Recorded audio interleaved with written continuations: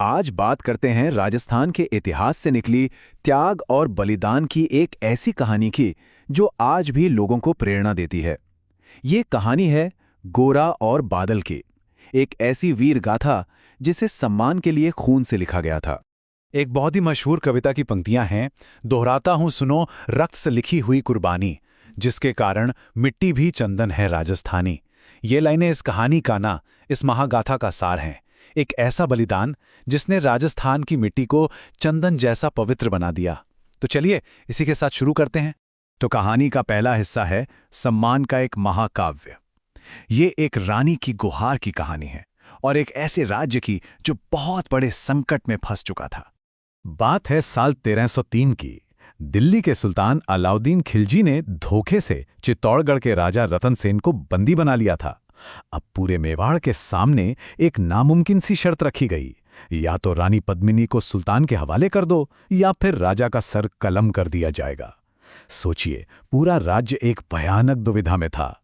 लेकिन देखिए, चित्तौड़ की मुश्किल सिर्फ बाहरी नहीं थी, अंदर भी बहुत कुछ चल रहा था। हुआ ये था कि राजा रतन सेन ने अपने ही सेनापतियों की सलाह के खिलाफ जाकर सुल्तान को किले में दावत दी थी। इस बात से गोरा जैसे महान राजपूत सेनापति इतना अपमानित महसूस कर रहे थे कि उन्होंने अपने पद ही छोड़ दिए थे। मतलब जिस वक्त राज्य को अपने सबसे ताकतवर योद्धाओं की जरूरत थी, वो वहां थे ही नहीं। अब जब दरबार के बड़े बड़े लोग हार मानकर रानी को सौंपने और संधि करने की सोचने लगे, तब रानी पद्मिनी ने कमान अपने हाथों में ली। वो उस एक इंसान की तलाश में निकली जो शायद राज्य को बचा सकता था, निर्वासित सेनापति गोरा। रानी ने सीधे सीधे उस योद्धा के राजपूती सम्मान को ललकारा। और बस यहीं से कहानी में एक ऐसा जबरदस्त मोड़ आता है जिसकी किसी ने कल्पना भी नहीं की होगी। गोरा और उनके भतीजे बादल ने मिलकर एक ऐसी हैरत अंगेज बचाव योजना बनाई जो धोखे और फौलादी हिम्मत का एक बेजोड़ संगम थी। अब ये योजना जितनी सुनने में सीधी लगती है, उतनी ही ज्यादा खतरनाक थी। पहला कदम, सुल्तान को यह खबर भेजी गई कि रानी पद्मिनी अपनी 700 दासियों के साथ आने को राजी हैं। दूसरा कदम, उन 700 पालकियों में दासियां नहीं बल्कि मेवाड़ के सबसे चुन चुनकर लाए गए बहादुर योद्धाओं को छिपाया गया। तीसरा कदम, ये पूरा काफिला रानी के आने का नाटक करते हुए दुश्मन के कैंप में दाखिल हो गया। और चौथा और सबसे जरूरी कदम, राजा रतन सेन को कैद से आजाद कराना और लड़ते भिड़ते दिल्ली से बाहर निकल जाना। ये एक ऐसा दाव था जिसमें एक भी चूक का मतलब था सबकी मौत। और जैसे ये धोखा सामने आया, एक भयानक जंग छिड़ गई। योजना तो काम कर गई और राजा को छुड़ा लिया गया, लेकिन इसकी जो कीमत चुकानी पड़ी और बहुत बहुत बड़ी थी। उस मार काट के बीच सेनापति गोरा शहीद हो गए। पर कहते हैं, और ये कहानी का एक बहुत ही मजबूत हिस्सा है, कि उनका सिर कटने के बाद भी उनका धड़ लड़ता रहा और उसने दुश्मन के सेनापति को मार गिराया। उधर उनके भतीजे बादल ने राजा के भागने के लिए एक खूनी रास्ता बनाया और आखिरकार वो भी वीर गति को प्राप्त हुए। इन्हीं दोनों की बहादुरी की वजह से राजा सुरक्षित चित्तौड़ लौट सके।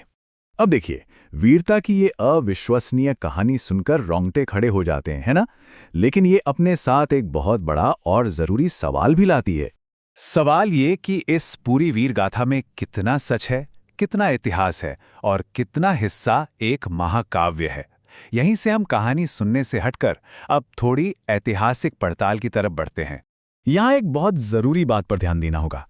चित्तौड़गढ़ पर हमला 1303 में हुआ। ये एक फैक्ट है, एक ऐतिहासिक घटना है। लेकिन पद्मिनी और गोरा बादल की कहानी का जो सबसे पहला और बड़ा सोर्स हमें मिलता है, मलिक मोहम्मद जायसी का पद्मावत, वो लिखा गया था 1540 में। मतलब घटना और कहानी के बीच पूरे 237 साल का फासला था। ये गैप, ये समझना बहुत जरूरी है। इस कहानी की तह तक जाने के लिए हमें उस दौर के लिखे गए दस्तावेजों को सदियों बाद लिखी गई कविताओं से कंपेयर करना होगा। तो चलिए जरा सोर्सेस पर नजर डालते हैं। अमीर खुसरो, जो 1303 में खिलजी के दरबारी इतिहासकार थे और उस हमले के वक्त वही मौजूद थे, उन्होंने राजा के सरेंडर और 30,000 हिंदुओं के कत्लेआम का जिक्र तो किया है, लेकिन उन्होंने पद्मिनी या ऐसे किसी रेस्क्यू मिशन का एक शब्द भी नहीं लिखा। दूसरी तरफ 1540 का पद्मावत और 1589 की गोरा बादल पद्मिनी चौपाई जैसी कविताएं वो इस पूरी वीर गाथा को बड़े विस्तार से बताती हैं। तो यहाँ उस दौर के इतिहास और बाद की कहानियों में एक साफ अंतर दिखाई देता है। तो ये जो शब्द है हिस्टोरिसिटी, इसका सीधा सा मतलब है कि कोई इंसान या कोई घटना सच में इतिहास में हुई थी या नहीं। ज्यादातर मॉडर्न हिस्टोरियंस का यही मानना है कि पद्मिनी का किरदार एक पौराणिक किरदार है जो सबसे पहले जायसी की 1540 की कविता में ही नजर आया था। मतलब ये एक साहित्यिक रचना ज्यादा है, एक हिस्टोरिकल रिकॉर्ड कम। तो अब सवाल ये उठता है कि अगर ये कहानी पूरी तरह से ऐतिहासिक नहीं है, तो फिर ये आज भी इतनी ताकतवर और लोगों को इतनी प्यारी क्यों है? इसका जवाब शायद चित्तौड़गढ़ किले के पत्थरों में ही छिपा है। ये कहानी अब सिर्फ एक कहानी नहीं रही, बल्कि ये उस जगह की आत्मा में, उसकी पहचान में बस चुकी है। जैसा कि एक टूरिस्ट ने अपने अनुभव में लिखा है, रानी पद्मिनी से महल का कनेक्शन इसे चित्तौड़गढ़ किले के अंदर सबसे इमोशनली पावरफुल जगहों में से एक बना देता है, जो शांत पानी, ठंडी हवाओं और एक दर्द भरे हिस्ट्री से घिरा है। मतलब ये कहानी आज भी उस जगह को एक खास एहसास देती है। असल में पद्मिनी, गौरा और बादल की कहानी चित्तौड़ के बलिदान की एक बहुत बड़ी और दुखद विरासत का प्रतीक बन गई। 1303 का हमला चित्तौड़ के इतिहास में हुए 3 बड़े साका में से पहला था। साका का मतलब था कि राजपूत पुरुष सरेंडर करने के बजाय लड़ते लड़ते जान दे देंगे, और जौहर में महिलाएं बंदी बनाए जाने और अपमान से बचने के लिए एक साथ आत्मदाह कर लेती थीं। तो पद्मिनी की कहानी इस पूरे त्याग की भावना की पहचान बन गई। तो कुल मिला के बात यह है कि गोरा और बादल की कथा एक ऐतिहासिक ब्यौरे की तरह नहीं, बल्कि बहादुरी, वफादारी और परम बलिदान के एक अमर प्रतीक के तौर पर जिंदा है। इसकी कीमत इसकी सच्ची घटनाओं में नहीं, बल्कि इसके शक्तिशाली मैसेज में है। और ये हमें एक बहुत ही गहरे सवाल पर छोड़ जाता है। ज्यादा जरूरी क्या है, ऐतिहासिक तथ्य या फिर सांस्कृतिक सच? ये एक ऐसा सवाल है जो हमें सोचने पर मजबूर करता है कि इतिहास, यादें और कहानियां आपस में कैसे जुड़ी होती हैं।